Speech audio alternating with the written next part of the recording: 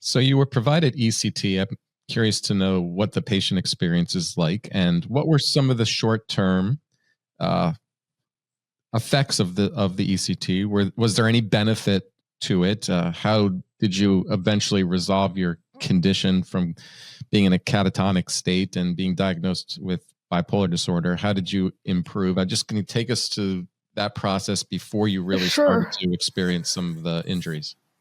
Sure. So I had ECT. I had more than 50 between 2002 and 2005, like January of 2005. And then I had it again between 2007, summer of 2007, and summer of 2009. And in 2009 is when I quit against medical advice. And the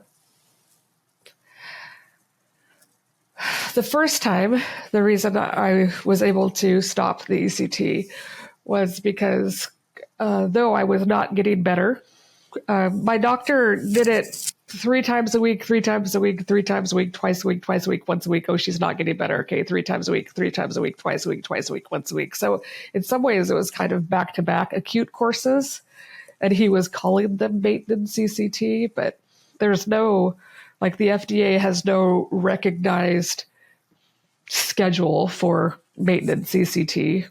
And so, it was basically back-to-back acute courses. Anyway, and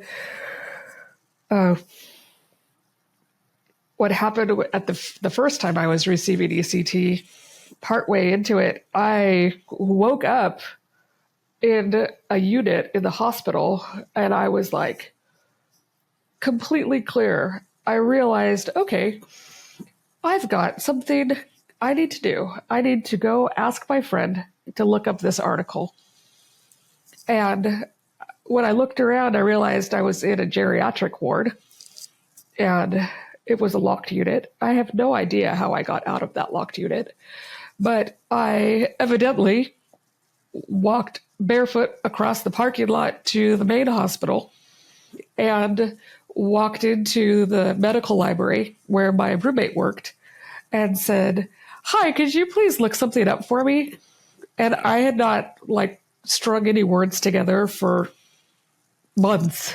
And my roommate was like, "Wait, what are you doing here? How did you get here?"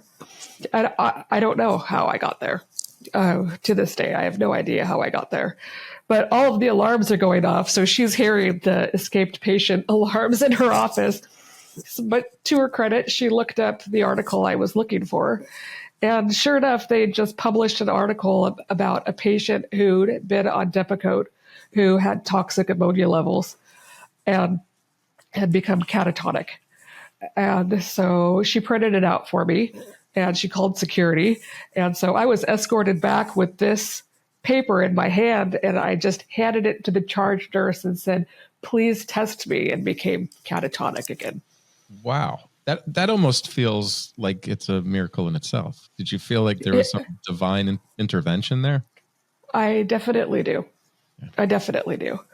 And so my nurse, to her credit, did pass that study on to the doctor, and they did test my ammonia levels, and my ammonia levels were through the ceiling. They were just so beyond high.